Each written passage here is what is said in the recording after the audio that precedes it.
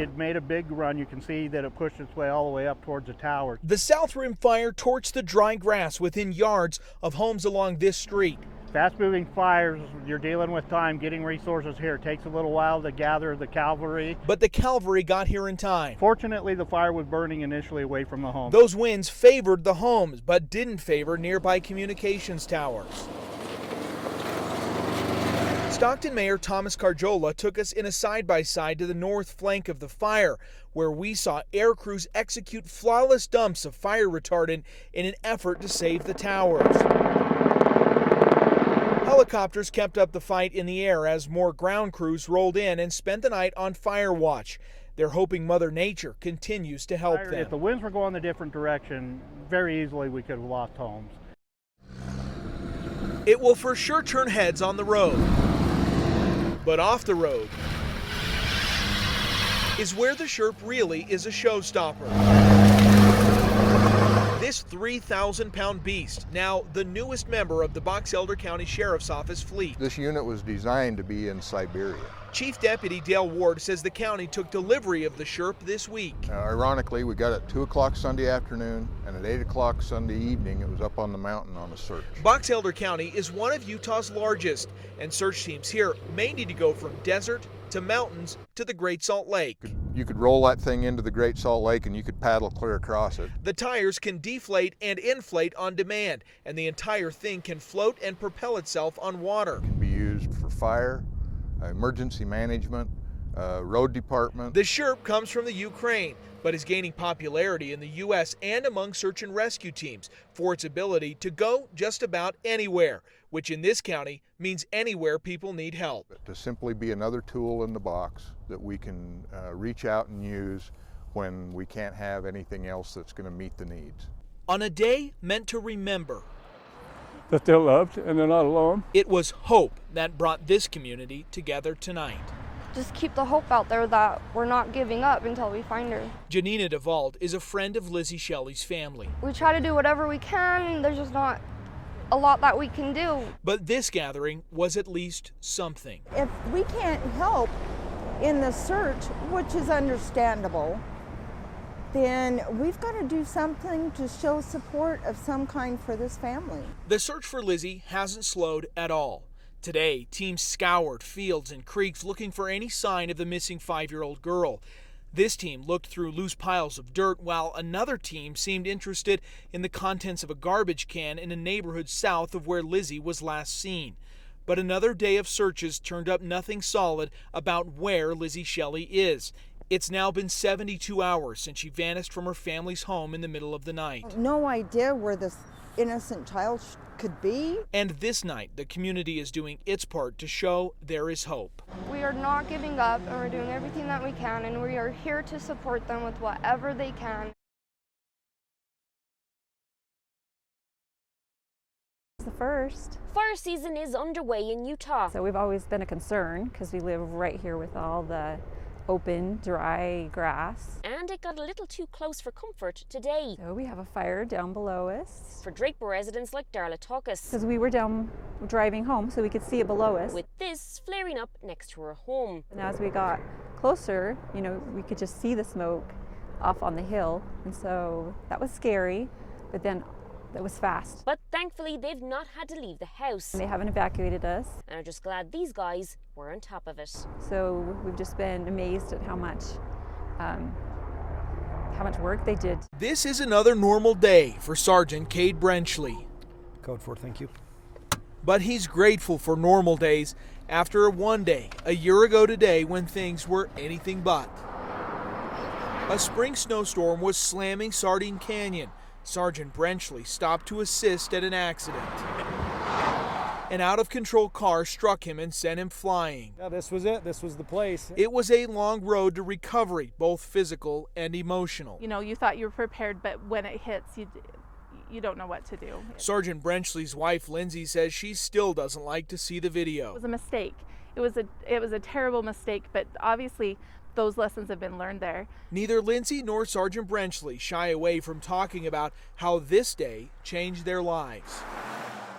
So the way that Cade responded to it, with no anger, with no, open arms. You can be angry, but it's going to do zero good. Sergeant Brenchley says he still stays in contact with the driver who hit him, and they both want this story to be a lesson of slowing down on the road and being faster to forgive. I don't want her to be looked down upon. She made a mistake that almost every one of us have made, myself included, and she owned up to it. In Cache County, Jeremy Harris, 2 News.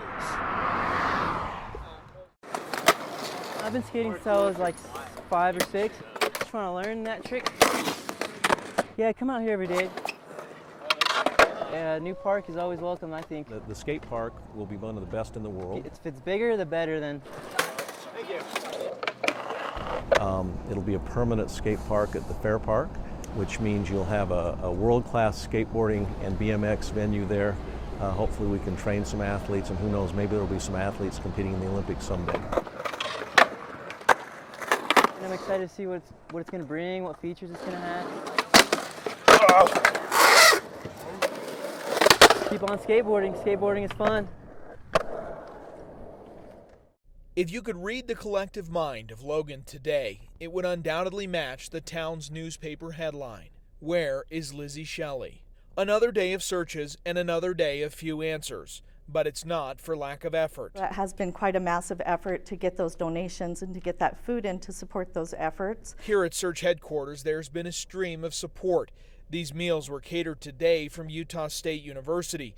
Other restaurants and donations are lining up to help. We've had people from out of state that have just opened up their heart and said, we want to help this family. The search day wrapped like it has for the last 4 days.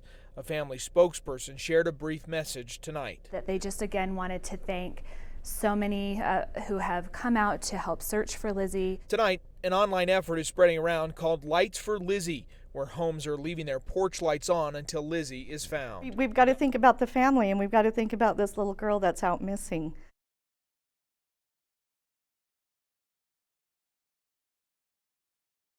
Ashley, time to come out of the bathroom. Tulsa Police Department. Meet Colton Martin. I know you're in there. I will come in there and get you. For the last 2 years, his job is Tulsa Police Officer. You might recognize him from A&E's Live PD.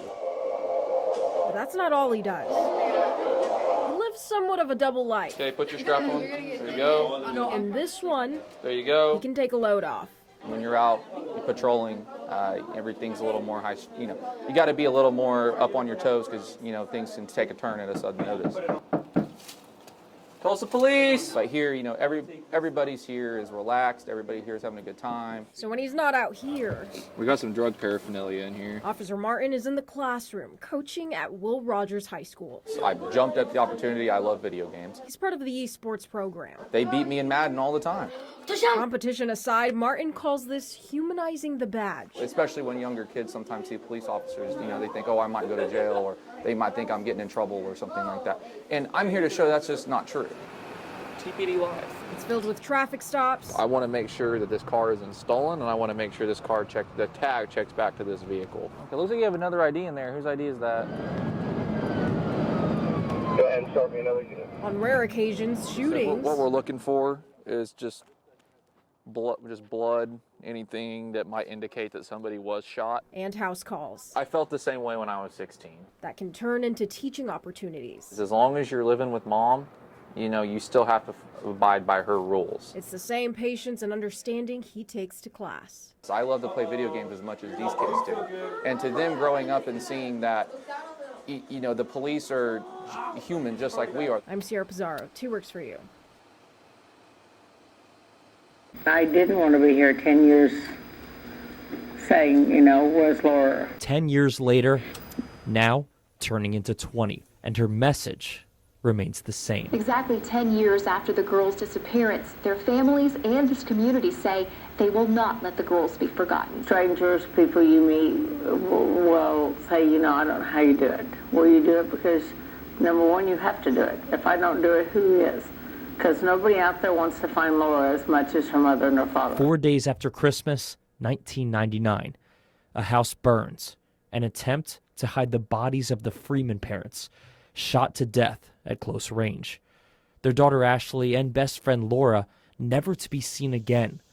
2 decades later, the pain remains for the parents who lived through it all. And even then, when you lose a loved one, you still miss them on anniversary dates, their birthdays, Christmas, holidays, and stuff. But Laureen Bible slowly stepping toward answers she's been seeking since 1999. As the dig continues, yet another long process is playing out right before the family's eyes.